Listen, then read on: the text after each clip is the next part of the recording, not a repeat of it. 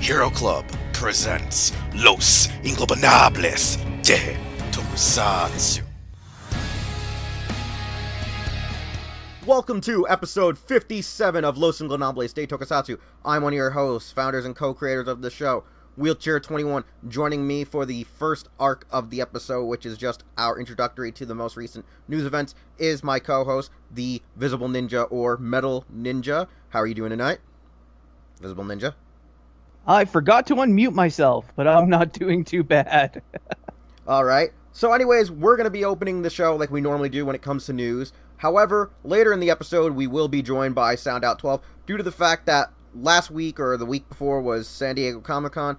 Normally, we try to do a show called The Wrap-Up, where it's a live broadcast on our YouTube channel. However, due to time constraints, issues with the internet, and the fact that a majority of our staff was unavailable, we kind of just pushed it to just being a sub-episode of Los Ingobernables de Tokusatsu. But since that is the main discussion that we'll get to a little bit later in the show, we still have 4 pieces of recent Tokusatsu news for our lit list. These pieces of news are the Kamen Rider Zeo story and staff was revealed. We have the SSS Gridman press conference, which revealed more actual characters joining the show. And we also found out that they will be releasing new Gridman products through Wonderfest, the reveals were. However, the most official reveal is Super Mini-Pla Gridman coming soon. Followed in that, we also have the most recent reveal from P Bandai, which is the Grease Blizzard Knuckle, due to the fact Grease used it in the most recent episode of Kamen Rider Build to get a upgrade. So like I said, we got to get into this news fast because we have a lot to talk about when we get to our San Diego Comic-Con portion. So first off, the Kamen Rider Zeo story reveals that our hero is from the present day, and he dreams of becoming just a great hero, a king at least. And somehow a girl from the future appears, telling him that in the year 2068, the world is without hope, and there is a demonic king ruling the world. Now, in some translations, it refers to the fact that somehow, when he becomes the king of the future, he's actually that villain. However, other stories depict that it's actually just another character, but it's too unsure at this time, so we might have the original idea of what Decade almost was, where the alternate reality Decade was the villain, and this Decade was the hero, and yada yada yada, and we never got that point. But nevertheless, though, he's going to go throughout space and time and trying to collect the various powers of the previous Heisei riders to assist him in becoming the hero of the future. Now, the series is actually going to be produced by Shinichiro Shirakura, who is best known for doing several of the Heisei Kamen Rider series, and in addition, it will be actually co-produced with Naomi Takebe, who also did O's and Gaim. The series head writer is actually Ninja's Kento Shimamoya, and it will also be directed by veteran director Ryuta Tasaki, with the show premiering on September 2nd, meaning we have nearly 3 or 4 weeks left of Kamen Rider Build. In addition, Zeo will make his debut in the Build movie, Be the One, where he will help out not just Build, but previous Heisei riders fight resurrected villains from their past. So, Visible Ninja, thoughts on the whole Zeo news? Okay. That story, yeah, it sounds like they're doing a do-over of Decade, or at least what they were planning on early on, and then kind of didn't get around to really fully fleshing out. So it sounds interesting. Like the staff side of things sounds interesting. I know, like the head writer, he head wrote Ninja and Go Sager, which I know, aren't exactly everybody's favorite Sentais, but he has some solid people behind him directing and producing it, so I have faith it'll turn out pretty good, but we'll have to wait and see, obviously. Yeah, my biggest concern is actually with Shimamoya, even though everyone's actually more afraid of Shirakura, because Shirakura has an issue with producing writer shows where he meddles with the affairs of what the writers want to do and the directors want to do, and tries to point them in the direction of what he wants them to do, and that normally leads to, like, weird stories of writer must fight writer, and there's almost, let's just say, Shirakura likes borrowing some of Inoue's bad ideas that he added to Faiz, as well as the over-abuse of needing a lot of writers in a show, and that's why a lot of people are afraid of him as a producer Mhm. because he supports that ideology of Kamen Rider. Where then you have Shimomoya, who wrote Ninja, and it's probably one of the utter worst Sentai series in the modern era. So it's very questionable of where they're going with. But we move on and digress because, like we said, it seems very decade-ish 10 years later. You know, it has a lot of similarities. So with the Gridman news, with the official press conference that we just had last week, we found out that they actually made a suit for SSS Gridman to stand alongside the previous Gridman. We have a lot of actual visuals that reveal that all of the previous mechas are going to be drastically redesigned, as well as get new toys through Bandai and Kotobukiya, thanks to Wonderfest. And we also know that we're having at least 7 new characters join the show. We have Samurai Karabar, played by Ryosuke Takahashi. We have Katsuyuki Konishi playing a character called Max, Aoyo Yuki playing Bora, Masaya Matsukaze playing Vit, Kenichi Shimamura, Mysterious Boy, Mayumi Shintani, Rika Mama, Akira Koto, Hasu, and Suzuko Momori, Namiko. What's actually really ironic is one of the new voice actors is Mega Blue. On top of that, you have Suzuko Momori, who was in Ultraman Geed, as well as dating Rainmaker Okada. You have Aoi Yuki, who's been in Super Sentai a couple of times as a child, and then eventually became the voice of Urizen in actually Kamen Rider Ghost. And then we also know that currently Shinji Nishikawa, Ichiro Otani, Hiroshi Maruyama are actually designing the kaiju. For those who do not know, some of these guys have worked on most of the Heisei Ultraman series, as well as worked on the Heisei and Millennium era Godzilla works. Specifically, Shinji Nishikawa, who has worked mostly Godzilla vs. Biollante, all the way up to Godzilla Final Wars, and has worked on Ultraman Ginga to Orb. So, what's your overall thoughts on the new cast members, the suit that was made, and the overall design? Well, the cast is solid. Like I said, I'm not big into anime these days, so I don't have much to say about the Seiyu, but it's always good to have some seasoned members in there. The suit just looks glorious, and honestly, I am so hyped for SSSS Gridman, which I have to remember I keep calling it. But yeah, it's got me pumped. Alright, next piece of news. Like we said, there is a Super Mini-Pla Gridman in the works, which will consist of Gridman and the parts to make Godzilla. That means it consists of our good ally vehicles, Thunderjet, Twin Driller, and God Tank, and it will also feature several accessories to allow Gridman to hold his lightning saber, the plasma blade, or the barrier shield. Now, the interesting thing about this is that Bandai does intend to release this at retail. However, currently, at this time, the P Bandai order page is the only place where you can order it from. It is not P Bandai Limited. However, it is the first to open pre-orders there. The set is 6480 yen. However, like I said, with the retail set coming out, people should be on the lookout for it. It is not P Bandai Limited, so do not jump the gun and think you need a middleman right away, at least at this time. And the last piece of news directly from P Bandai is the limited actual Blizzard Knuckle, where we know that it will feature almost 8 to 10 different sounds for the Knuckles, featuring, henshin sounds and transformation sounds, as well as include at least 20 quotes from Kazumi Sawatari, which is Koei Takeda, and it'll have quotes like, "I'll crush you with my burning soul fire," "Miten is everyone's idol," and "You can call me Kazumin." This item will be 3,880 yen, so it's 3,880 yen, and it's intended for a December release. So, Visible Ninja, what are your thoughts on the Super Mini-Pla and this actual... All right, the Blizzard Super Knuckle? Mini-Pla has me hard, basically. It looks effing glorious, and I definitely want to pick it up. It is just glorious looking. And Blizzard Knuckle, again, kind of, it's what Bandai's been doing. Oh, fan favorite gets a repainted super mode near the end or after the show, just because. But like I said, I like the design of Grease Blizzard. The Knuckle itself, yeah, it's just a repainted Magma Knuckle, but what can you do?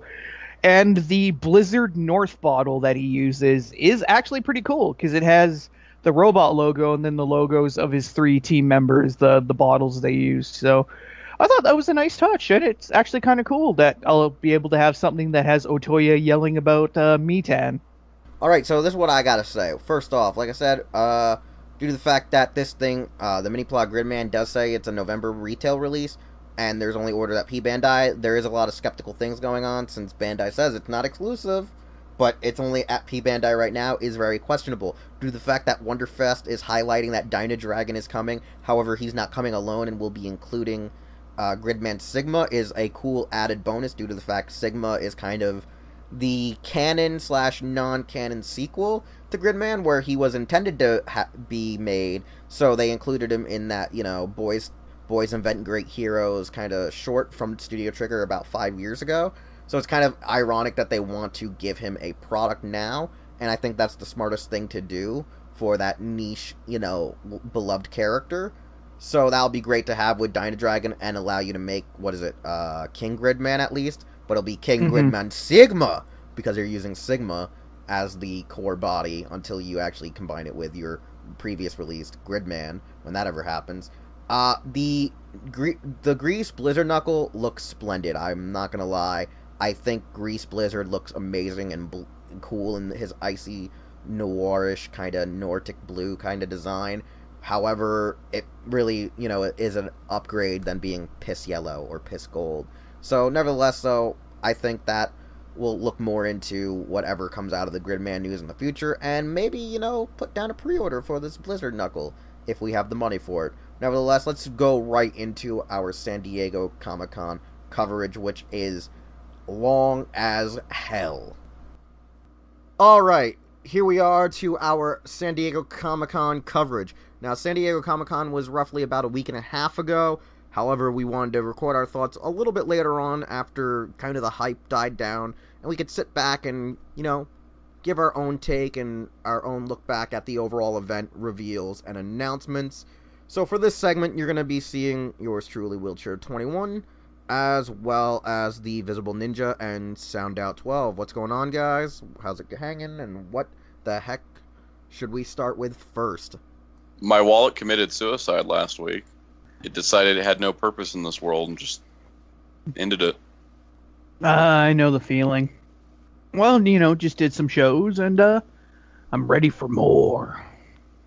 Alright, so since Soundout said I shouldn't say his suicide, but his wallet wanted suicide. My suicide wanted wallet. Yeah, your suicide wanted wallet, and your wallet wanted suicide. It was a match made in hell.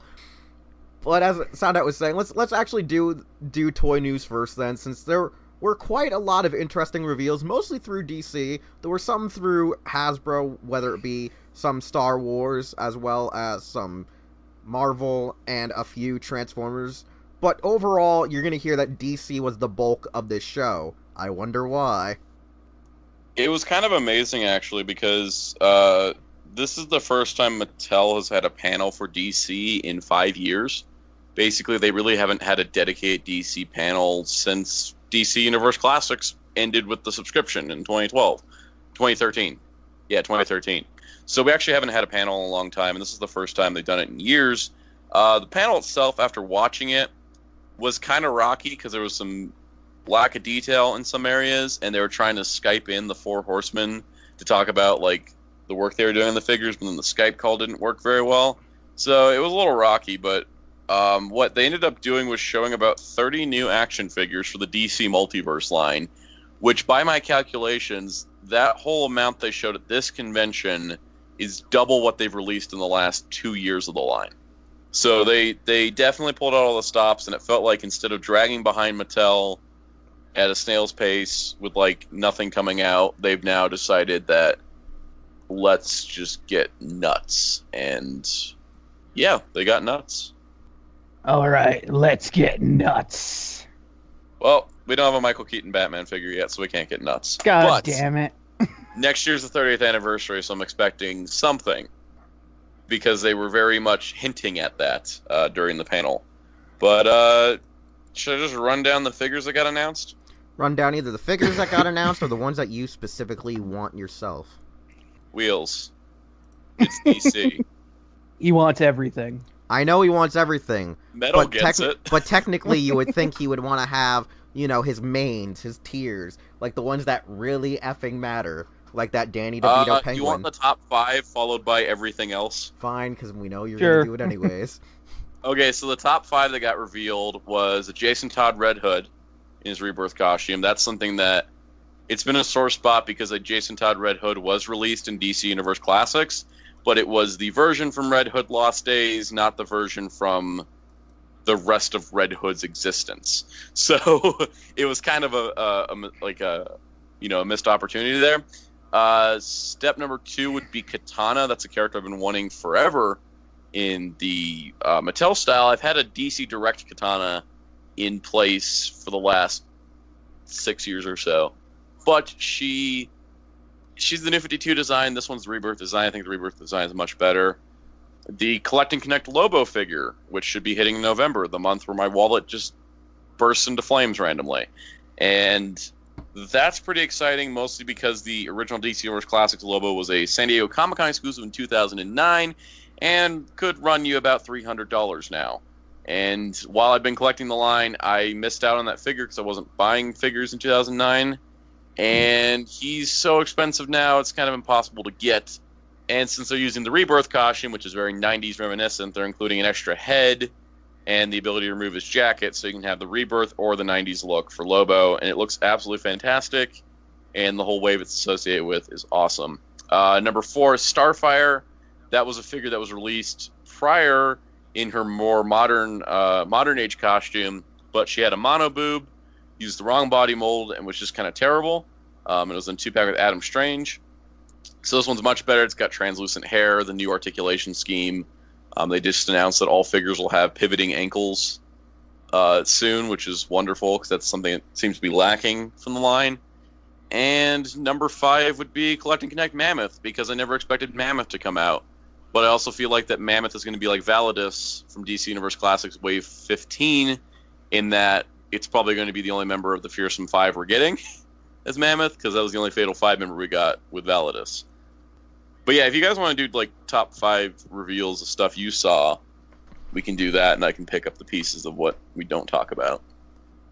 All right. I know Metal himself is not necessarily a Mattel figure collector or a 100% DC, I guess, collector fan, but do you have anything you'd want to talk about the DC toys that they did reveal? Not really, no. Okay, so I guess I'm not I'll a go. DC collector. Yeah, okay, so for me, the actual rundown was a pretty solid roster for a lot of the more modern age stuff as well as movie toys. Now, honestly, I don't think I want as many of them as Soundout does, where he wants practically all of them, or just, 98%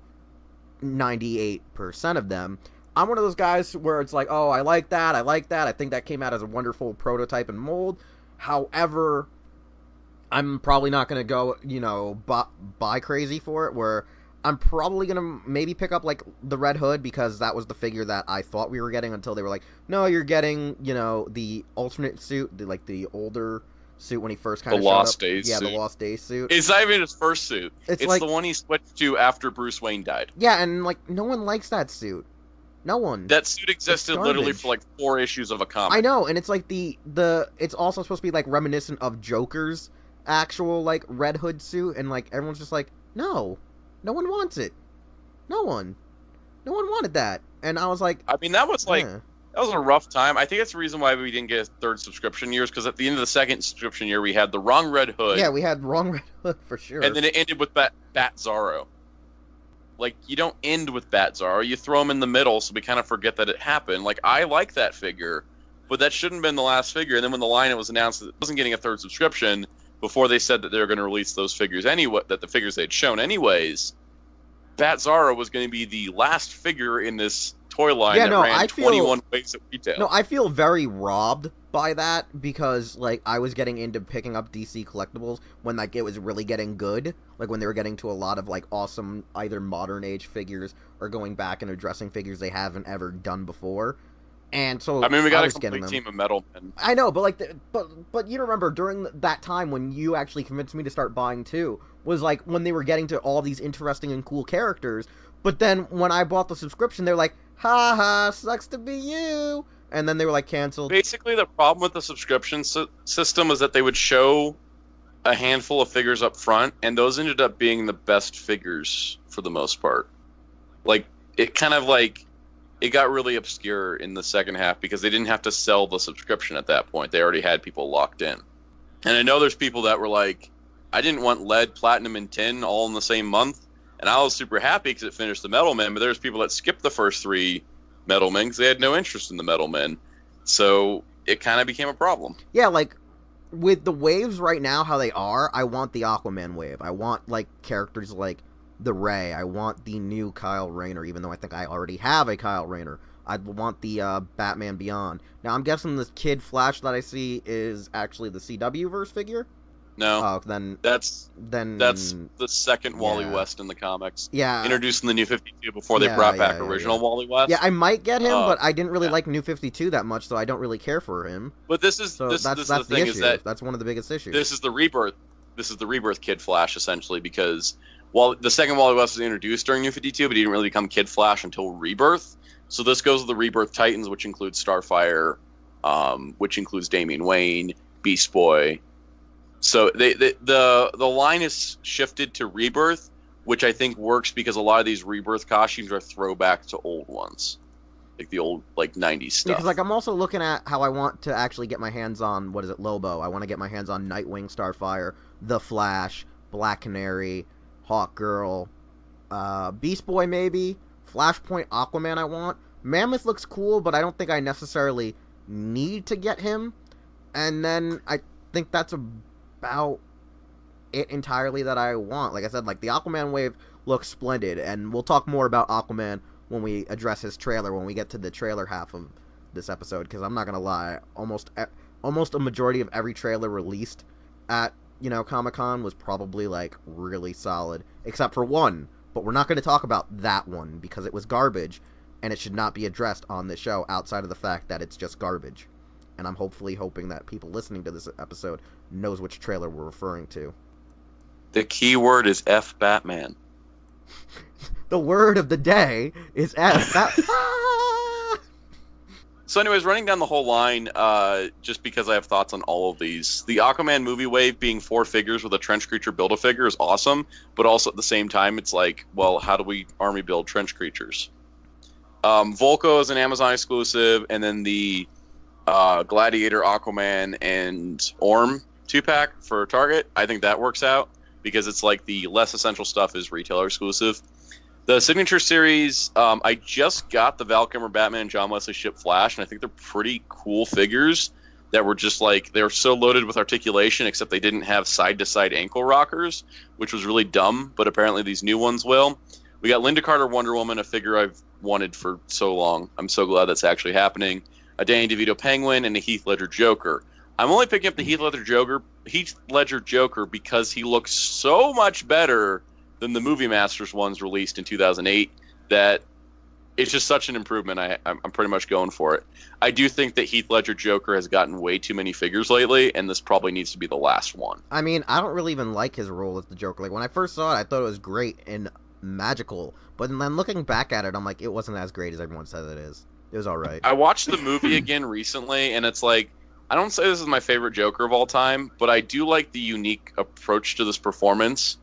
And I think that it inspired some better Joker performances, Gotham. And, yeah, I do want to own a better-looking figure of it. All right. So, that pretty much wraps up, I guess, what we got to say about, really, the DC Mattel figures, because... I mean, we can also mention the fact that... they were dead for years. It felt like they were dead for years, and especially since they put out 5 figures this year for the Clayface wave, and then 2 Signature Series, and that was it. For 7 months, they put out 7 figures. And then they've been really poor distribution. They said they're improving that. But now we're getting Harley Quinn and Spoiler as Walmart exclusives this fall. A classic Bizarro that has a Kent Clark disguise as a Walgreens exclusive also this fall. We're apparently getting the Ray, Vixen, Rebirth Wonder Woman, Gotham by Gaslight Batman with a Collect and Connect, a Power Suit Lex Luthor. That way is apparently scheduled for August. Batman Beyond, who comes with his wings. Kyle Rayner, Kingdom Come Superman, Kid Flash, who is regionally a Toys R Us exclusive, will build Lobo, and that way is coming in November. Then there is a 6-figure wave of Nightwing, Starfire, Wally West Flash, Jon Stewart, Black Canary, which she needed a huge upgrade. Batman Ninja's Ninja Batman, and they build the Demon King Joker from Batman Ninja. That wave is apparently scheduled for December or January. And then Hawk Girl Katana, Beast Boy, Flashpoint Aquaman, Green Lantern Simon Baz, Mammoth are all set for just 2019. They haven't been slotted into waves yet, alongside the TV Black Lightning. And there's rumors that there's a Batman 80th wave coming in April with Red Hood, Red Robin, Dick Grayson Batman, First Appearance Batman, Batman Ninja Catwoman, and Alfred Pennyworth, with possibly a Collecting Connect figure we don't know about yet. And then on top of that, there's apparently a Shazam movie wave that's coming out in February, which we'll probably hear more about at New York Comic Con, since Mattel seems to be ramping up their game, and they definitely left off reveals from this panel because they were hinting at a lot of stuff during the panel. So hopefully we will get more information in October at New York Comic Con. All right, then let's jump over to, I guess, Hasbro, right? We can jump over there. We can jump to Hasbro. Basically, between Star Wars, Marvel, and Transformers, Hasbro announced the same number of figures DC did. They announced the same, but it was only three different properties to equal the same amount, which is kind of sad, honestly, because a lot of the Marvel Legends and Marvel figures were practically all like stuff that were either leaked a couple of days before the panel or were already leaked in at least price listings for I gotta Build-A-Figure, say, Kingpin, and all the other characters. I think the only thing that Right. I think the one that really shocked most people was the actual Professor X with his Jim Lee wheelchair. And Magic. Yeah, Magic actually was astonishing because everyone was like, "Who this bitch?" And I was like, "That's Magic." Like, we thought the next Walgreens exclusive was Super Skrull or Doctor Doom. But no, it's which Magic. I want those more than Magic. Yeah, that's kind of what happened. But the thing is, too, is I think that this is a sign that Hasbro is going to scale back Marvel Legends a little bit for 2019, because 2018 was insane. They got 200 figures on the slate for 2018. Between exclusives and waves and waves and waves and waves and vehicles and all this stuff, I felt Marvel Legends smothered me so much this year that I couldn't keep up, and I just kind of gave up a little bit. And now I'm just really picky. Like, I'm just like only picking up a couple figures. Before I'd be like, oh yeah, I might pick up this wave to get this alternate universe Spider-Man that looks like an Ava, even though I hate Avas, but it's an alternate universe Spider-Man. Now I'm just like, nope, I got Scarlet Spider, Elektra, and Doc Ock. I'm good. I only need Spider-Ham from the Monster Venom wave. I'm only picking up like 3 figures from the Sauron wave, and I'm going to get the whole thing of Apocalypse. But when they dropped 4 waves of figures, a vehicle set, and like almost all the MCU packs up for pre-order in a weekend, all to come out the following month, I was just like, this is ridiculous. You're putting out way too much product. No one can buy all of this. Yeah, dude, So that's the biggest issue was like they put up so many waves in the last months of 2017 and 2018. I've not been able to keep up with a crap ton of the figures I like to collect, which is like usually MCU characters with 90s or somewhat sophisticated updates to their 90s representations of characters. So like I have just really 2 things that I basically like, collecting like Spider-Man stuff or anything that's like X-Men that's referenced to Jim Lee. And then I like also trying to get the Fantastic Four, but they're Walgreens exclusives, and I barely have Walgreens in my area. Like I have like maybe 2 of them, and they don't get jack shit. So then I've got it's crazy. 12, and I'm still looking for Silver Surfer. Yeah, no, but overall though, like I'm saying is like for Marvel Legends, it was very lackluster because we kind of knew some of the reels coming out, but it's at least good that they are confirmed. And they did hint at some stuff too. I didn't see many hints, feel like, but yeah. I didn't watch the panel and I didn't hear much. The but 2 I don't biggest know. hints were they showed Quicksilver's head and Mystique's belt. Yeah, the Mystique's belt one is the one I do remember seeing on social media. So that's The other one was a head no one could identify. They're like, "What is that head?" I'm like, "That's Quicksilver." Like that was like a pretty obvious one to me. I think though, depending on what style his head sculpt is based on, could throw off some people because older like designs are very sketchy. It almost looked like the unmasked Peter Parker head from the MJ2 pack, but then I was like, wait, no, I think it's Quicksilver because the hair's slicked back. But it also kind of looked like modern Doctor Doom, where he like rewrote the universe and got his good looks back. So I was like, But I saw it as Quicksilver. So what you're telling me, because it's a was trick my answer favorite. and that it's really Jigglypuff seen from above. Yes. All right, so yeah, with Marvel Legends, it was I wouldn't say it was lackluster, but it was underwhelming. There were three. Yeah, there was. it what was it? very questionable. It was very questionable because I want Kingpin as a Build-A-Figure, and they showed 4 figures for his wave, and 3 of them are from comic storylines I absolutely despise, or their costumes I hate, and I will not buy those figures, not even for Kingpin parts. Yeah, I know. Especially that Black Cat. I hate that Black Cat so so discouraging. much. That wave is so discouraging right now. It's not even. They're going to sell that wave on Kingpin alone. But I have to question how big of a Kingpin fan I have. I also have the Toy Biz figure of Kingpin. So I have a leg up there where I'm like, well, I already do have a Kingpin. But this one's 100 times better. I do have that old one. I could skip Kingpin and still have a Kingpin. Yeah, so, like I said, that's one of those ones where I think Kingpin is the giant thing that makes a lot of people question going in if you're a Marvel Legends collector. Whereas if you're a Star Wars fan, I'm not gonna lie, like, I don't even collect Star Wars anymore, and I felt that their reveals were pretty underwhelming.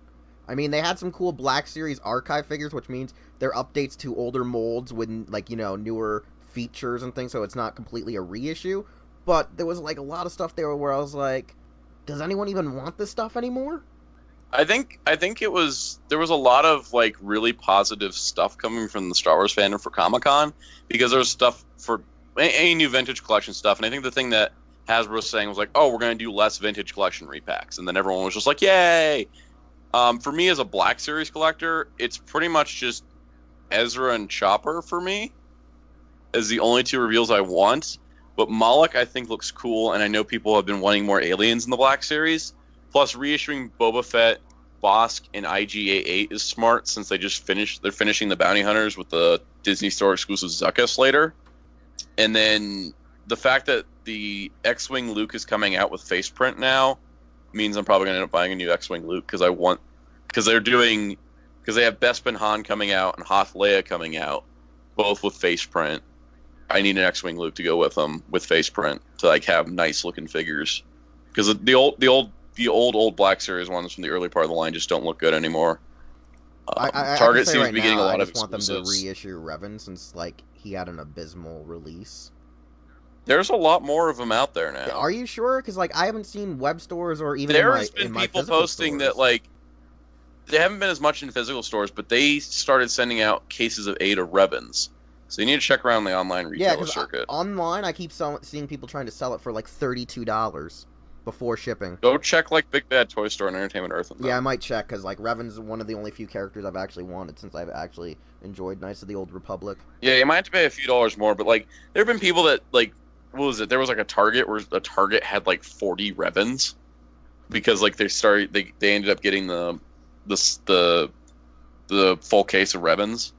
But yeah, for Star Wars, I think that the Archive series is a good idea. I want a new Maul face print. Like they said, anything that's going to get reissued that needs face print will get face print, and that's good. Yeah, which means I might actually pick up more of the older figures that are reissued with the Archive stuff. Because, honestly, that was one of the reasons why I didn't collect a lot of the Black Series figures during when they were releasing like stuff like Obi-Wan's, Anakin's, anything prequel, really. Or some of, like, you know, the later half of the original trilogy, like episode 5 and 6. Like here's the funny thing. While I like it, like as you and me talked a few nights ago, I think with Visible Ninja, or it was just you and myself, we were talking about like how we rank our Star Wars films, and it was like New Hope kind of rests in the middle of them all. I think we were saying, while it's still a great movie, it's like in the top like 4, but it's not not the top 2. Something because it's like we were like. Mine's not even in the top 5 anymore. I don't even remember, because I just remember you and me were, like, saying that Episode 6 is probably our most favorite Star Wars film. No, not 6. Not Episode 6. Return of the Jedi is my favorite. No, we were saying Episode 3 was our favorite. Okay, Return of the Jedi is my favorite. Revenge of the Sith is my second favorite. My third favorite is Empire. Fourth is Solo. Fifth is A New Hope.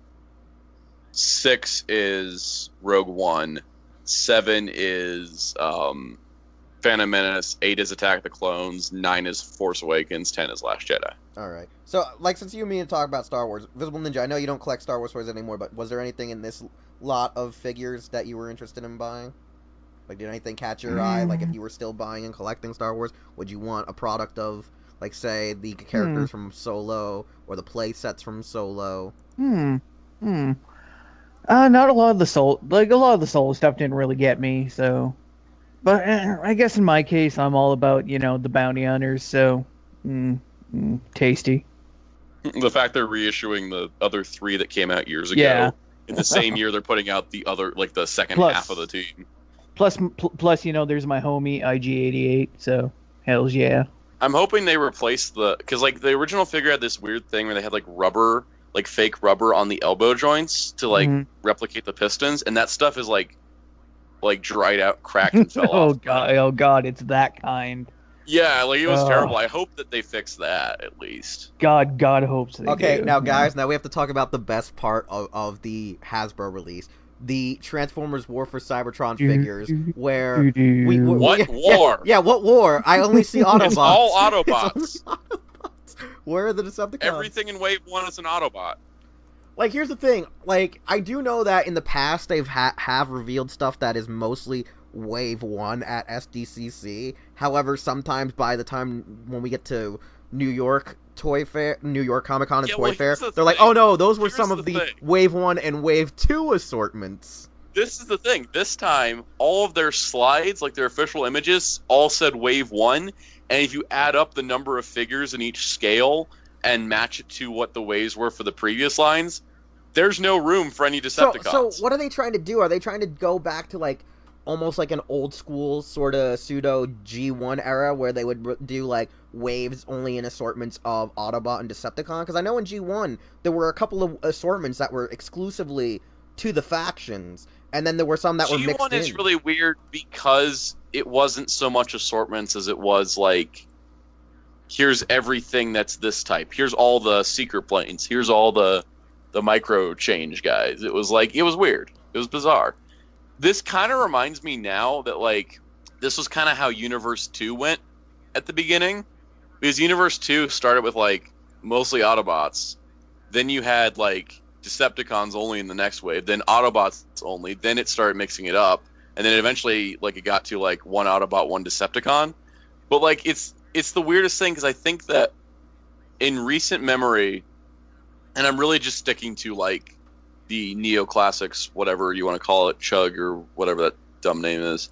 Whatever you want to call it, it feels like we're going back to, like, I'm trying to figure out what other line was just strictly Autobots, and I'm looking at Reveal the Shield, where it was, like, all Autobots for the whole thing. I think for Reveal the Shield, there was only, like, a couple Decepticons, and they were, like, in larger scale. Yeah, most of the Decepticons in Reveal the Shield were Scouts and Voyagers and that. Because, yeah, even Generations Wave 1 had, like, 3 Autobots and a Decepticon. Wave 2 had 2 Decepticons. Wave 3 had an Autobot and a Decepticon. Autobot, Decepticon. 1 Autobot, 2 Decepticons. It throws the balance off when you have an entire wave that is all Autobots. And that happens, like... It almost makes me think of Combiner Wars. Because Combiner Wars started by having 1 Decepticon in Wave 1 and 1 Autobot in Wave 2 for the Deluxes. Then it was 2 waves of solid Autobots, then a wave of Decepticons only, and then a wave of Autobots only. Like, they did that kind of thing, which was really weird. But even the Voyagers, like, there was, Decepticons. Like, they've never really done here is an entire wave that is only Autobots. And I think it wouldn't be a problem. It would not be a problem if this toy line wasn't called War for Cybertron. Oh yeah, it's the whole subtitle, because I know, like, you, me, Darkon, and Metal have actually been talking about, while we might not get all of the figures released in this series, they do nominally look spectacular. Since, like, the past I think they look decent. Recent recent stuff's been looking great or sketchy. Like, it's very contradicting. Like, here's the problem with Transformers lately. Things look great. Having them in hand, that's a different story. I felt like the plastic quality and the joint tolerances have not held up very well. And it's like, figures look great, but then they don't work well. And they get loose really quickly, and they have a lot of, like, issues. I'm hoping with this line, it looks like the price is going up a little bit, but the scale is coming down a little bit as well. I'm hoping that balances out so we can just get solid Transformers again. Yeah, because like the one thing that I've been noticing is that some figures feel crappier than others. Like when Combiner Wars started, the first waves actually felt crappier. The middle waves felt solid. The later waves felt crappier again. Then we move over to Titans Return, and the first couple of waves of the Titans were actually really good. Then the later waves went to crap.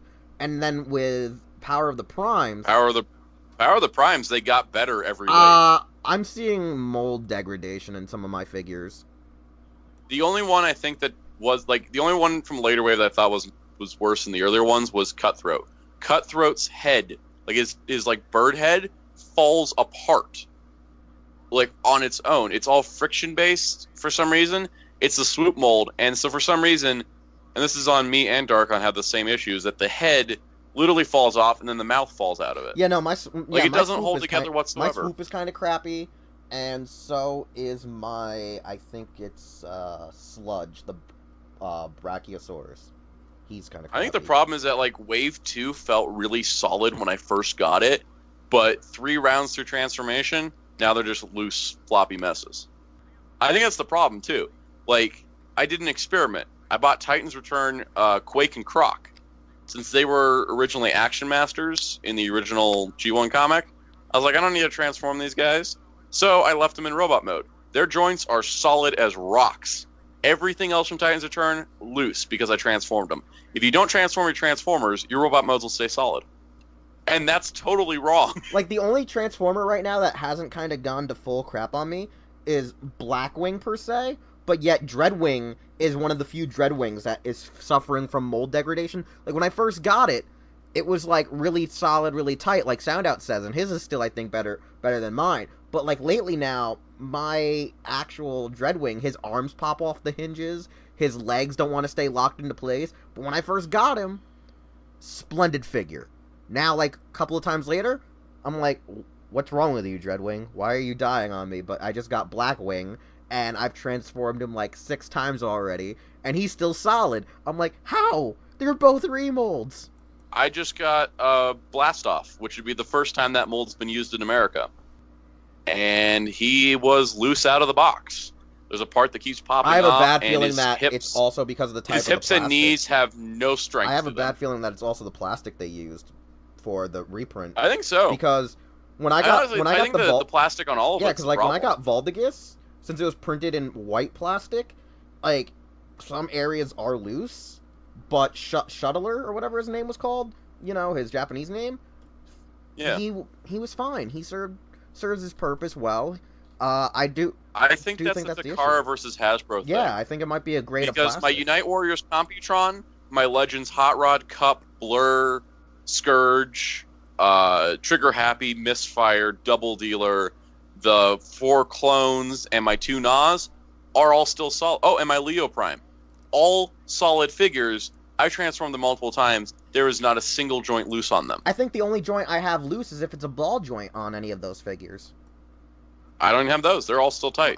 I think it's only, like, the Hot Rod does have an issue, but it's also the issue of the fact that no matter what, that mold will suffer that issue no matter what, which is, like, also his toe joint because of how the toe and the pin joint works. Like, right. I think, though, But for the most part, I think it's Takara uses a higher quality plastic, not with the current line, because they've now switched to, it's all the same as Hasbro stuff. And I'm like, well, that's stupid. But... Because, like, I'm looking at my Nemesis Prime right now, who's leaning backwards because his ankles have no support. But, like, one thing I want to say, though, about this War for Cybertron is about, like, how they look nicer, they look cooler. I do like the fact that we are getting a more G1 accurate Sideswipe, as well as an Ironhide. And I actually, while I'm not much of a fan of the concept of the Power Armor Ultra Magnus, I do like the overall robot design.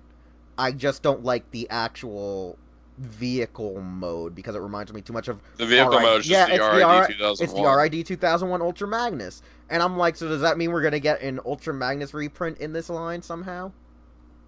Here's my thoughts on the line. I'm buying Cog, I'm buying Ironhide, and I'm buying the Micromasters and one of the Battle Masters. I don't want to rebuy everything I already have.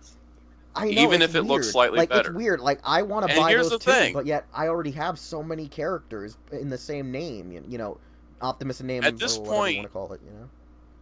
The only reason I'm buying Ironhide is because Universe 2 Ironhide is terrible. Yeah. And I know they're going to take this Ironhide and make it Ratchet. Yeah. Like, I need to replace those because the Universe 2 version is terrible. Universe 2 Sideswipe's one of my favorite Transformers of all time. I don't need to replace him. I do not need to replace him, especially since I know that Universe 2 Sideswipe is going to have better plastic quality than this War for Like, here's the Cybertron funny one. thing. While I like the original Universe Ironhide, it does suffer from a lot of stupidity, where this one is going to be more solid. Sideswipe, I actually did not like the Universe mold for some reason. I hated that. Like, I think it was just a little clunky for me, and I just wanted something that was more shit screen accurate, to coin Darkon's phrase, that we gotta thank him for. I really think that at this point, I don't really care about shit screen accuracy. I want a representation of the character that's a modern update to it. Because that's kind of what fits this overall general aesthetic, is like if something gets Super G1 like Whirl or Roadbuster, they stand out on my shelf. Because they're 2G1. While everything else is more like, oh, we kind of updated the G1 design, modernized it. Just kind of the general purpose of classics to begin with. And I'm very attached to classics. It's the first toy line I was ever collecting, like, significantly. So I'm kind of been building out from classics. I've upgraded here and there, like Astro Train, Rodimus, etc. But I don't feel like these War for Cybertron versions of Sideswipe, Hound, Chromia, Optimus, or Magnus are ones that I don't feel like they're so much better than what I already have to make me want to go out and buy them. Especially with how many DC figures are coming out, how many Marvel and Star Wars. I'm getting picky these days. I'm very specific as to what I'm buying, and I'm not going to be buying a figure just for the heck of it. And that's where I feel like I think Cog's great, but he's also our only new character outside of the Micromasters in this line so far. And that kind of sucks, because I feel like we were getting a lot of great obscure characters over Power of the Primes, Titans Return, and Combiner Wars. I think that's also what hurt the line, as well as hurt the sales for both Hasbro and Takara. At the same time, I can barely find any Transformers. Like, the ones I find in my stores are Jazz, very recognizable character, and the Wave 1 Dinobots. Like, the Wave 2 and 3 stuff, I can't find. So obviously those are selling, while the more recognizable characters seem to not be selling as well. I think it's also the Aryan state too. It's getting very questionable. So I think with that we'll move on to, I guess, trailers, since there were a lot of trailers. A lot of them were mostly DC, whether it be their, you know, television productions or, you know, their actual 2 major films coming out within the next year. So I guess let's have Metal. What's your thoughts on some DC trailers? What do you want to talk about? All right. Well, I'll probably start with the 2 that actually, you know, really hit me, you know, pretty good. Obviously, one is Shazam, because that just looks like it's going to be a hoot of a movie, you know, in a good way. I mean, it just feels like they kind of nailed the character, you know, especially, you know, Kid, you know, in an all-powerful body. I thought they hit the you know, the attitude and the atmosphere perfect. Aquaman obviously looks amazing. You know, I still liked him in Justice League, but yeah, this Aquaman movie looks like it's going to be boss. And then all I can say is F Batman. We said we were going to address that Because TV show. Talk about the good ones on CW versus... You don't bring up that one trailer, because the rest of this podcast will be me talking about that. I know. Well, okay then. It. Okay, well, like I said, Shazam, it looks like it's going to be a fun movie, and Aquaman looks beautiful, and it looks like it's going to be a good movie. So you did not watch the CW trailers yet, have you? Other than Titans, no. But Titans isn't CW. Titans isn't CW. It's well, DC no. Universe. Well, the DC TV shows. No, I haven't seen the CW trailers, but what I heard, there's nothing special. The only ones that really, had new footage were Flash and Arrow, really. And Supergirl. Did Supergirl only had like as much new footage as Legends? And Legends. It was like 10% of the trailer was only. Right, but the thing is, Supergirl had a new narration. That's like the only. Yeah, I didn't okay. see those. Okay. So I guess Sound Out, you give your thoughts on the trailers then. I gotta think now because someone just slapped me with a really dumb message and I need to like respond. Your turn. Okay, so I guess I'll go and we'll pass it back to you. So, alright. I'm going to start off with television shows. Like I said when we were addressing it with Visible Ninja just moments ago, I was saying that freaking the Legends of Tomorrow trailer had barely abysmal footage. While it did give probably a good enough context of what's going to happen this season, I just felt like this is going to be maybe the one season that actually hurts the show's overall development, because the first, 2-3 seasons have actually been really good, really incredible, and fun to watch. But since this trailer didn't really boost my expectations of the crazy and stupid shit that they're probably going to get into, I'm not entirely looking forward towards it entirely. Supergirl's trailer, it was all mostly stock footage and them trying to hype up, the new Lex suit, as well as Mr. Liberty, who's going to be played by Agent Liberty, playing by Sam Worthington. So I wasn't too interested in that. It's Sam Whitworth, but okay. Sam Whitworth. Sam Worthington's You're just missing all the names. I'm gonna keep Sam Worthington is a crappy actor, if I recall, though. Sam Whitworth is Darth Maul. Yeah, but I'm saying Worthington. There's an actual, I think, guy called Sam Worthington, and I think he's a crap. Yeah, he was in Terminator Salvation, then his career died. I know. He was also in what was it? Clash of the Titans, and his career's still dead. So anyways, though, Darth Maul's in it, or should I say Smallville Doomsday, which no one wants to ever talk about, because it was garbage, and it made me hate that actor for a short period in his career because of that role.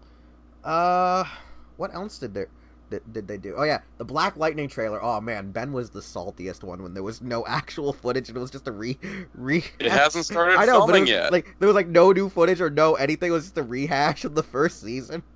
That got Ben salty. Even though he knew they weren't filming, it just got him salty.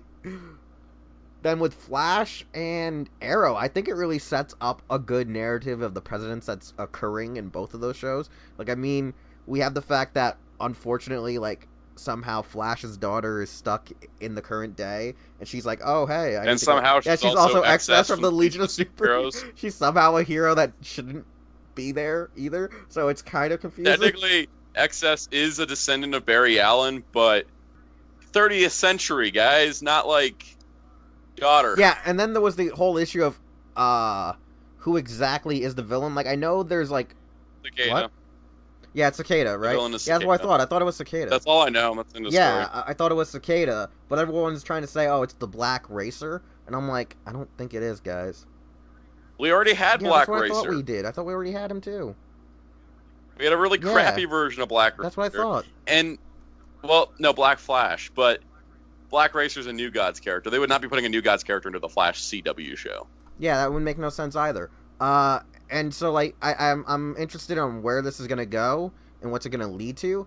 But I gotta say, I think Arrow came back out of nowhere and was like, yo, after that really weird season of garbage and greatness, we're going to have another season that is also garbage and greatness, because we're bringing back a bunch of old, character actors to play their, roles again that you've seen over the course of the last 7 seasons while Oliver's in prison. And I'm just sitting there like, so wait, you're telling me you made a pseudo-comic book accurate questionable last season so you could continue making an almost suitable accurate representation of what comics are? I'm like, wow, it's like you guys finally figured out what to be doing after you had Felicity practically kill the show. But yeah, that's all I can say about the TV trailer. I haven't watched Arrow since, like, the crossover. Yeah, no, like, that's all I can say necessarily about the actual TV trailers. But when it came to Aquaman and Shazam, I think I watched those movies out of order and which one piqued my interest.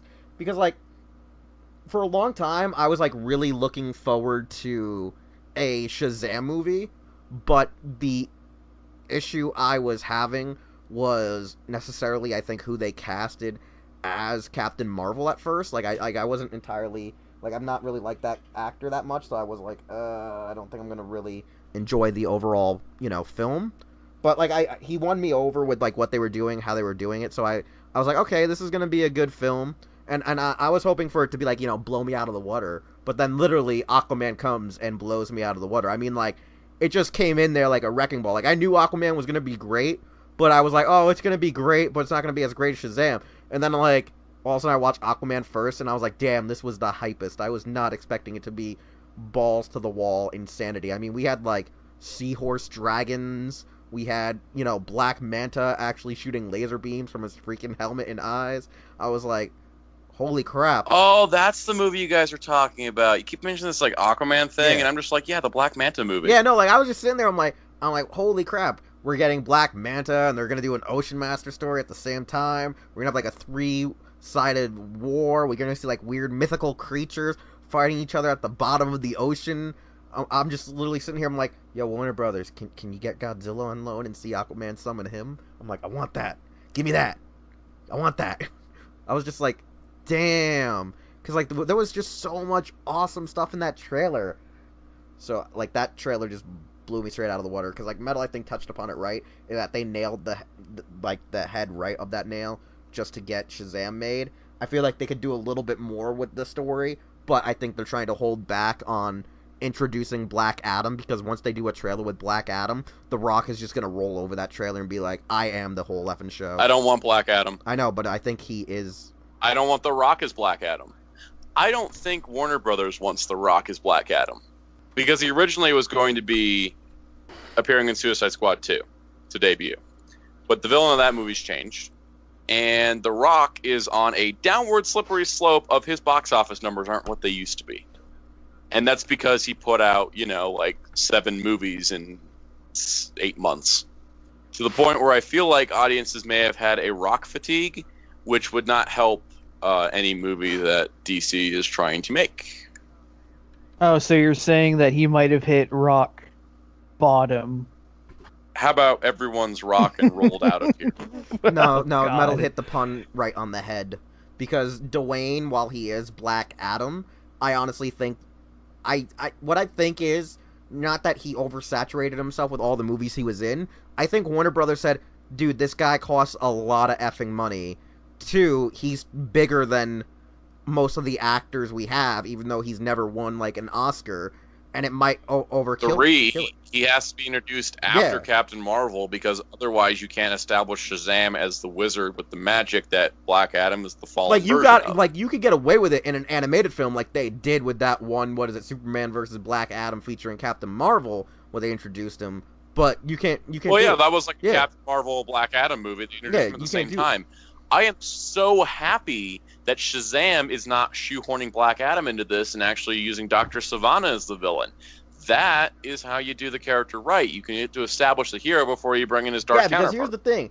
In that trailer, I was sitting there, I'm like, yo, is that... I'm like, I couldn't even think of his name. Like, I sat there for like 25 minutes going, yeah, I'm gonna need to go Google this shit. Because I'm sitting there, I'm like, he's... I don't know. I'm gonna have to go double check and see if I'm right. Dr. Savannah, Captain Marvel's Yeah. first villain. Thing is, Captain Marvel has existed since the 40s, and Black Adam didn't get introduced I until know, the like, Black 80s. Adam came... Like, I thought he was late 70s, I thought. Everyone thinks that Black Adam is Captain Marvel's No, greatest he enemy. is in the modern day. But in he's the not. end, he's just the modern day one, and he's just the, you know, opposite powers thing. Captain Marvel's had a lot of villains over the years, and Dr. Savannah and Mr. Mind are probably the 2 most famous, as they've made more appearances. But they honestly made a good call making Dr. Savannah as the villain. This also gives, you know, Billy his time to shine to learn his Captain Marvel powers before he has to deal with, you know, how all to I'm fight waiting them. for, though, is to be Plus, like I think we should get a different actor than The Rock to play Black Adam, because I feel like a Black Adam should be played by an Egyptian Arnold actor. Blaslow, Yeah. who actually was Black Adam for like 8 years, when you can also add in the fact that he wasn't just Black Adam twice for like animated verse, he was Black Adam like for all of DC Universe Online. He's the voice of Black Adam in the game, and the game's still going, so it's like, give him a job.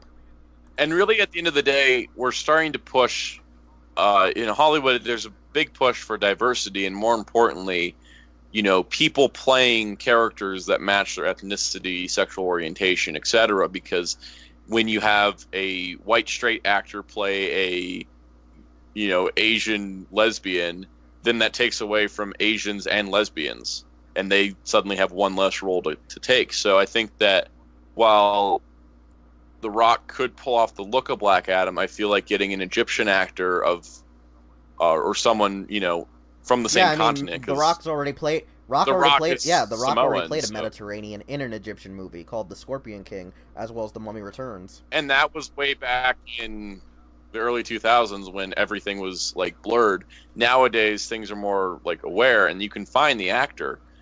Especially since the part with Black Adam is that you don't need to find two actors like you do for Captain Marvel and Billy Batson. You only need the one because he never changes out of his Black Adam counterpart. But you also need somebody with a regal stance because he is supposed to be the ruler of Kahndaq.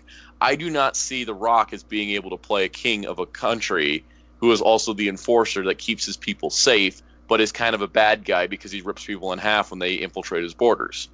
I don't feel like The Rock's acting ability can give us that kind of depth that I feel like Black Adam needs in order to stand out from the crowd of faceless villains that Marvel has put out what I can over the say years. is Rock as Black Adam fits the Black Adam in those generic movies where he's not the true ruler of Kahndaq anymore because he's supposed to be the ancient Egyptian character, in the modern era, just still keeping the powers to keep himself alive kind of bullshit, where he's just going around doing devious, super evilry kind of dickery stuff like we see in a few incarnations, but overall in the comics he's more of a, like you said, regal, sophisticated powerhouse. He needs something more in line with his appearance in 52, where he wanted to have a family and rule Kahndaq and keep his people safe and away from the rest of the world, but it eventually leads him on this destructive, violent path as he tries to eliminate all threats to his country. That's the kind of depth we need, because the one thing that DC can handle differently than Marvel is their villains. DC has a lot more complex villains to pull from than Marvel does, and that's the strengths they need to play up. They need to play up their female characters and their villains more, and that's clearly what they're doing, because a lot of people are talking about Black Manta, Ocean Master, and Mira from that Aquaman trailer. Because I just segued. So, I think in general that Marvel Studios took a backseat from Comic-Con this year. Marvel Comics took a backseat. Marvel Studios just didn't show up at all. Like, Thanos' snap got rid of their panel, too. They didn't have anything to show yet, because they're months out before their next movie. And they don't even need a marketing train for Avengers 4. They just need to put up a trailer that says, Avengers 4 opens this day. Like, people aren't going to see it, right? The thing is that Marvel Studios didn't need Comic-Con. DC needed Comic-Con. What did DC do? They took full advantage of the open slate here. They not only had panels for every one of their TV shows, including Gotham and Krypton, which aren't even airing till next year. They took advantage to show off this Aquaman trailer that they've been making people wait for. I feel like the leak rumors of like when we were supposed to get Aquaman trailers, I feel like those were instigated by Warner Brothers. They're like, let's just put that out there so that people will be looking for it, and then when they don't, they'll be like, why have we not seen this yet? Because it built so much hype for the trailer, and the trailer delivered. Because this is a movie that requires so much intense visual effects work that it's releasing a year out from when principal photography finished. And it's just been in visual effects heaviness for the whole time. So we finally got a trailer, and we're only 5 months out from this movie, which is just awesome, because that is a short amount of time to wait for this movie. It has me very, very excited, because I think this could be the next Wonder Woman and be like a really good movie that will help DC stand out. Shazam as well looks like a really fun movie. While I can argue comic book accuracy and everything, we've got the concept of kid turns into a superhero, and it looks cool on screen. The one shot of Billy saying Shazam and turning into Captain Marvel literally made me cheer while I was watching the trailer, because I couldn't believe how good that looked.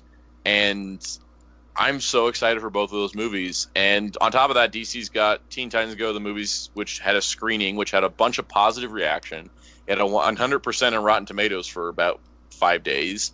And I think that DC's got their little corner worked out for their movies. The TV shows as well still have a lot of popularity. Can't really talk about much in the trailers because there wasn't a whole lot to begin with. We kind of already mentioned that. But they also have the DC Universe subscription coming up, which, while Titans seem to be a misfire, Young Justice Outsiders looks awesome. It looks like nothing has changed. And the producers have said basically they didn't change anything just because they're on a streaming service now. They're going forward with their season 3 plans that they wouldn't tell anybody about 5 years ago when it got canceled. People will be like, oh, can you tell us about season 3? And like, no, we don't want to spoil it in case we ever get to make it. Now they finally get to make it, which is awesome. And I'm really excited for that. The DC Universe service is sounding great with its comics library, its merch shop, its back catalog of all the DC movies and TV shows. Like, and only $8 a month. Like, there's a lot of content there. If you're a DC fan, you're going to love it, I hey, think, Sound because Out. it's going to have I think all I got that the there. best thing about Yeah. this subscription for the DC service. The only thing I can say about this is fuck Titans. I agree.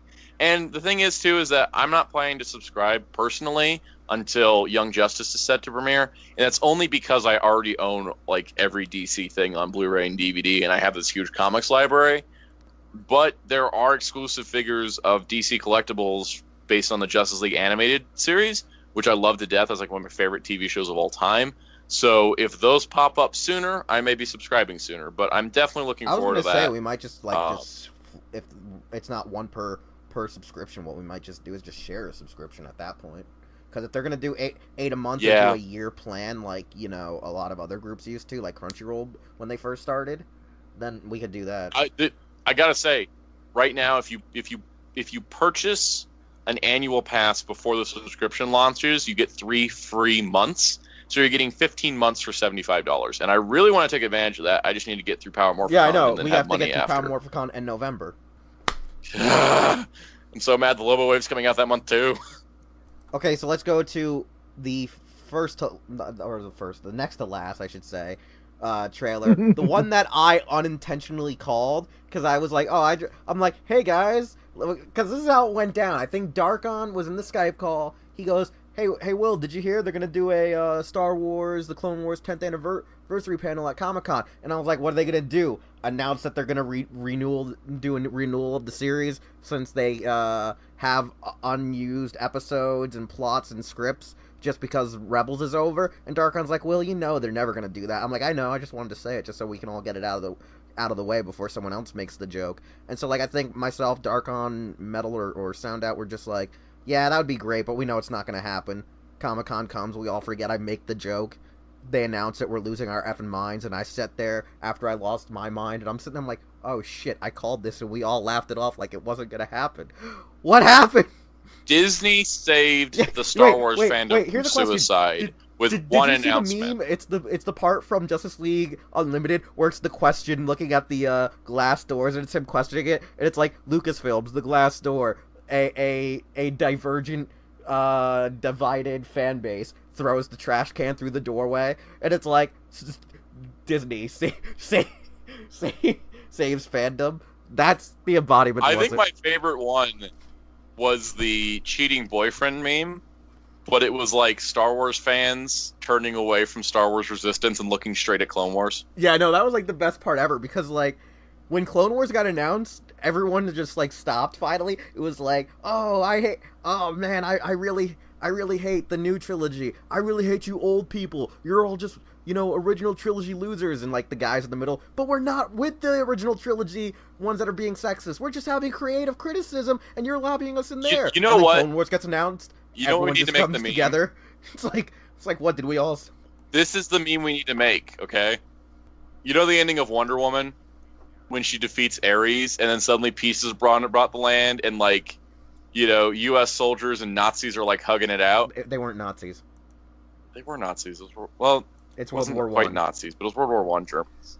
The point is that the Germans and the Americans that were just fighting a war just suddenly were like, oh yeah, we're gonna hug it out. Everything's fine now. It's like the casting light was like Clone Wars, and it just like it brought out all the good in people. And then I mean, the status good. quo is gonna be reset eventually. I mean, we do have Episode 9 coming, but for now we got Clone Wars, so everyone's just like, yeah. I mean, we don't have Episode 9. Yeah, I know, for like but still, a year and a half. we at least have Clone Wars, and it's like, well, at least until Episode 9, everything's okay for now. Episode 9 comes out, like, well, you're either with me or against me.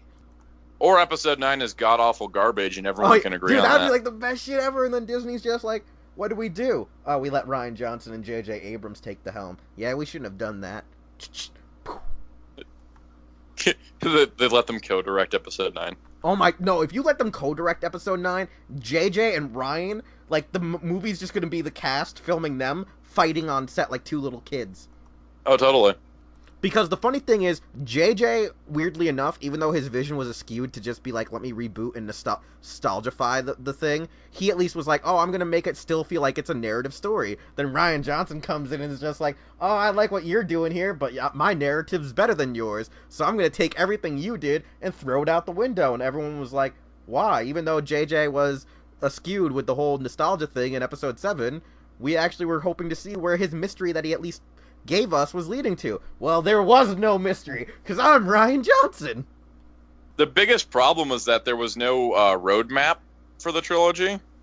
Like, there was absolutely no roadmap for the trilogy, and it got completely off track because there was no roadmap. And that's why Colin Trevorrow was just like, you know what? I'm going to go back and direct some dinosaurs. You all have fun. Because he didn't know how to fix this mess and do episode 9 after The Last Jedi. Like, Yeah, how do you and even then, when like, he where went do you and go directed from there? There's Yeah, no but here's the mysteries thing. left. There's no, like, Here- hanging plot threads. Like, how but do you here's the resolve a thing. trilogy that has But here's the nothing thing. left for Then it? the guy goes and directs dinosaurs, and that movie bombed. Oh, He didn't he's direct that directing one. the next one?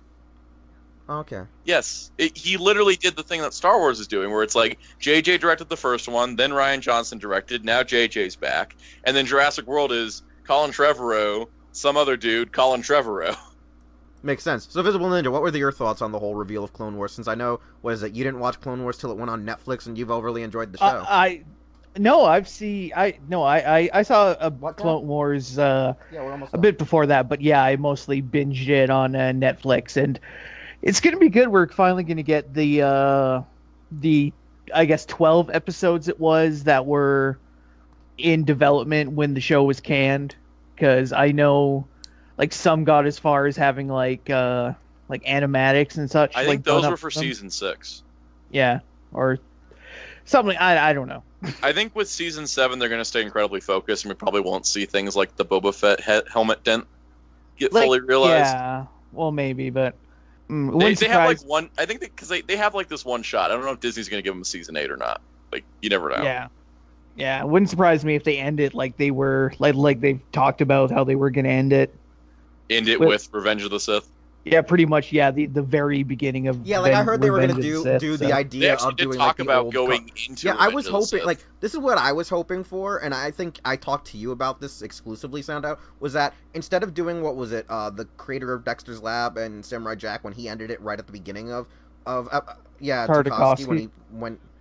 Well, his whole memo from Disney was it starts here at the end of Attack of the Clones and it ends at Revenge of the where Sith. he actually had to do it because of the mandate, because the film was coming out. I'm hoping that if they do get more seasons, can we have the Clone Wars be everything up to Order 6? I want it to end so abysmally bad where it's ending on Order 66 and you see them all just slowly starting to kill Jedis, or them killing each other for the ones who didn't get, activated in the code, because I want the last episode to actually be when Commander Rex and his team are fighting their own squad, trying to escape from the Order 66 call. Like, I would love to see that. Like, I'm just hoping they go through with their original stated plot of, well, we wanted to lead right up to Revenge of the Sith and go into it. That's and finish it to the end of the Clone that's what Wars I'm hoping itself. for. Is like I'm hoping. Oh shit! I just knocked over Nemesis Prime. But no, what I'm hoping for. Them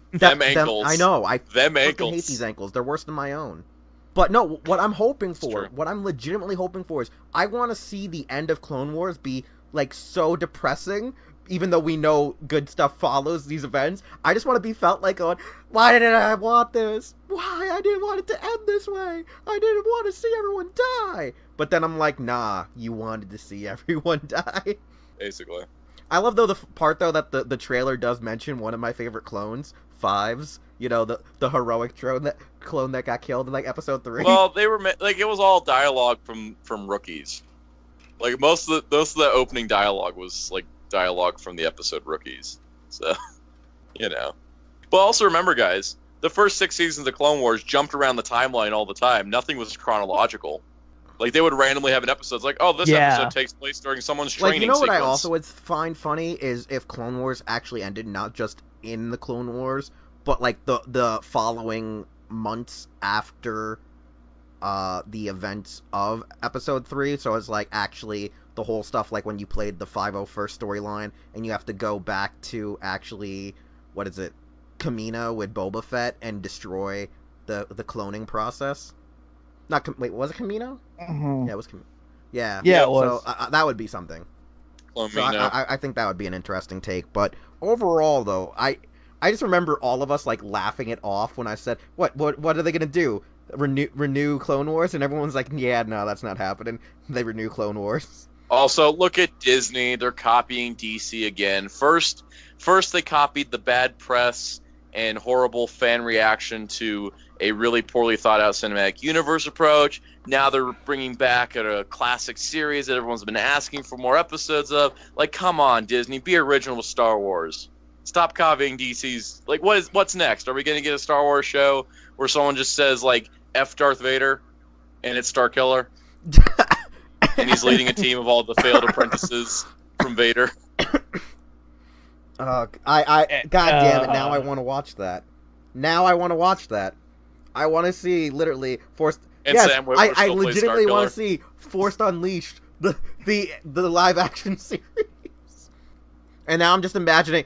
We said we weren't going to talk about Titans, and look how much we now brought it I'm up. imagining, like, James Earl Jones going, "Do I really have to read this shit?" All right, so let's wrap up with the last 9 or so minutes that we have on this episode, since we actually ran longer than we thought we would, mostly because Soundout was rambling about DC. But nevertheless, But there was so much DC news, I didn't even mention the comics. no, we're not. No, bad boy. Grant Morrison on Green Lantern, though.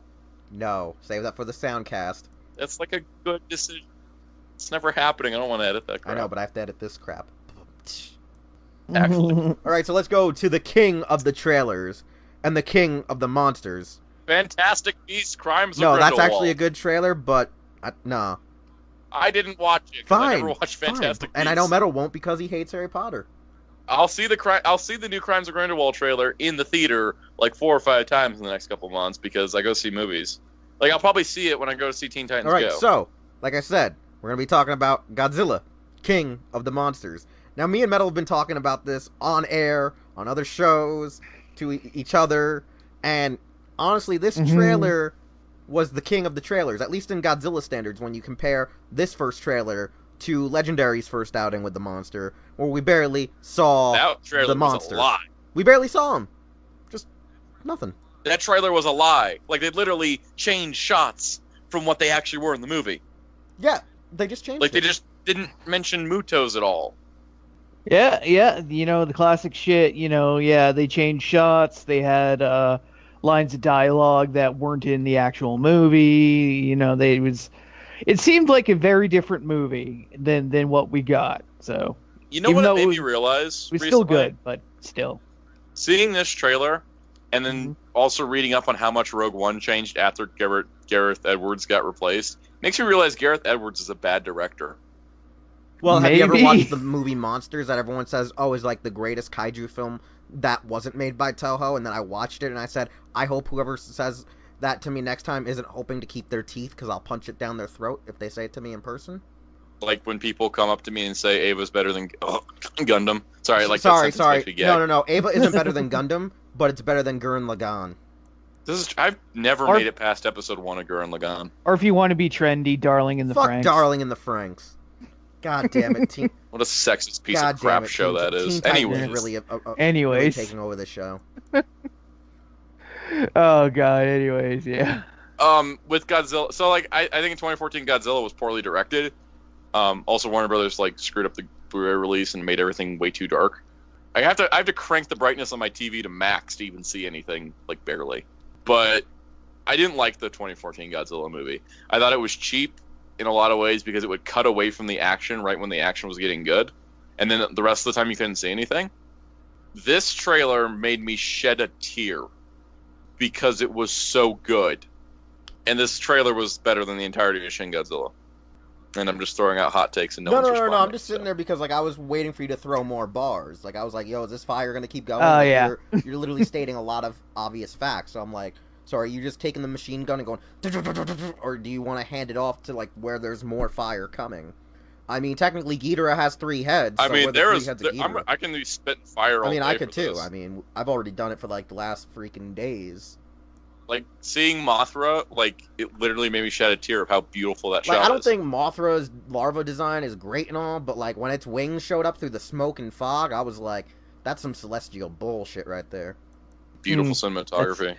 That's some beautiful shit right there. And then also at that same extent, every shot with the monsters was beautiful, and the color palette's blue, which gives it a really good calming effect. as opposed to the harsh red of the first One movie. thing I did like was that one part where, like, Ghidorah did, like, the actual 98 Godzilla weird thing where it, like, puts his face, like, right up against the window, and it's, like, eyes zooming in on the girl from Stranger Things, and it's just like, what is this? What is that? Is that food? Like, Ghidorah's just, like, looking in the window, and you're like, damn, that is a really good eye. You know what's funny, too?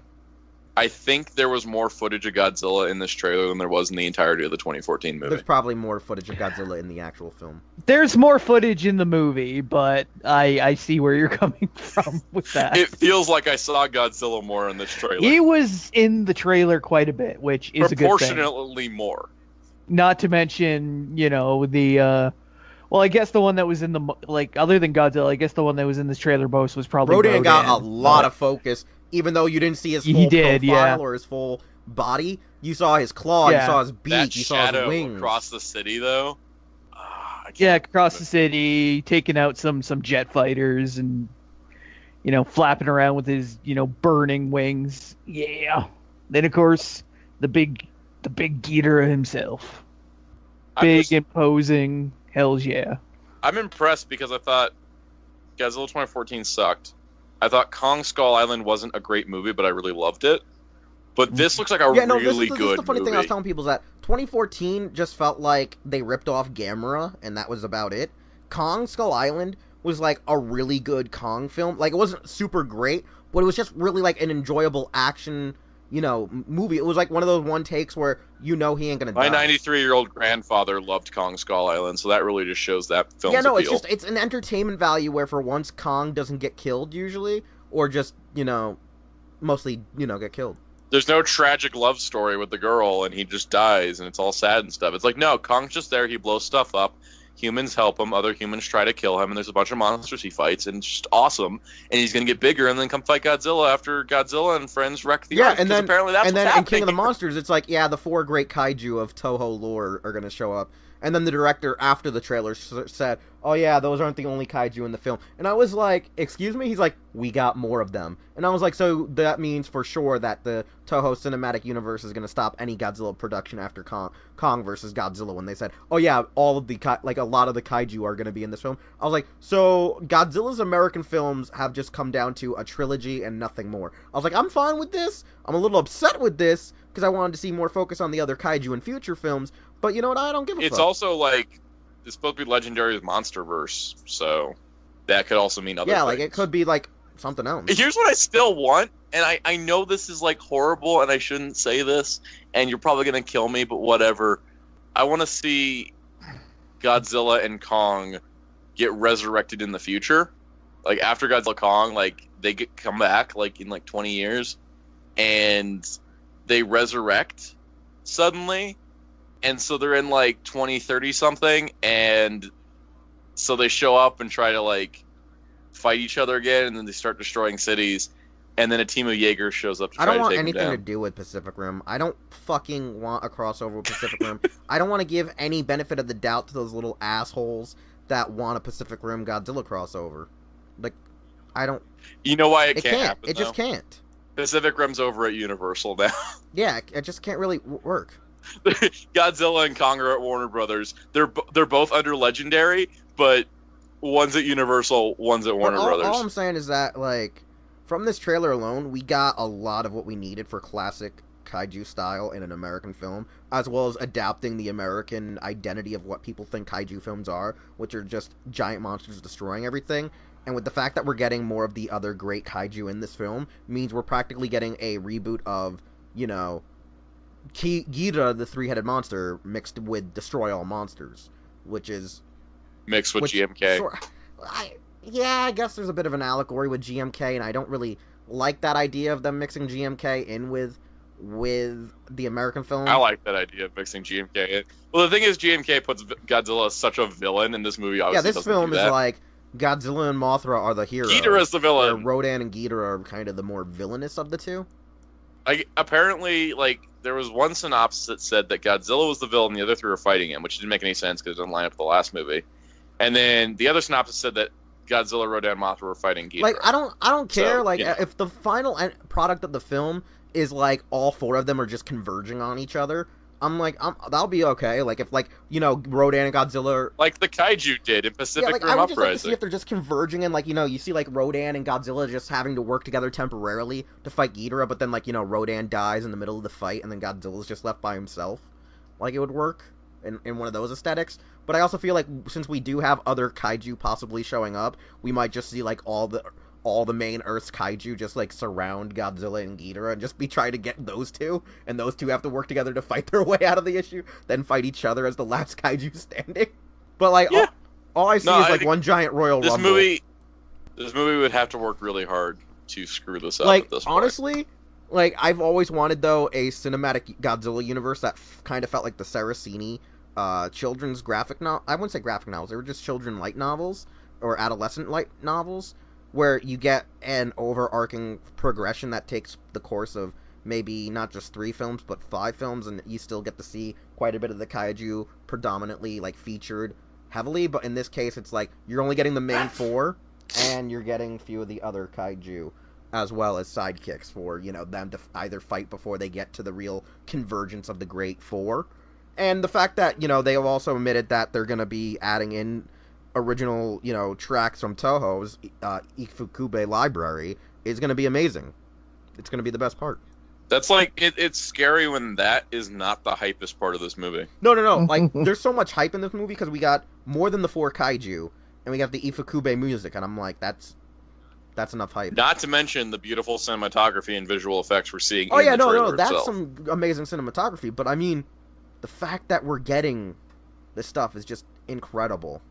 The fact we're going to be getting possibly a really great American Godzilla film is blowing my mind. I mean, Legendary's first outing was all right. It does have a lot of terrible cinematography and stuff for... Well, no, I don't like watching for that an movie. actual Godzilla and Tokusatsu fan, it's hard to rewatch, but it at least opens the door for people to respect the genre better.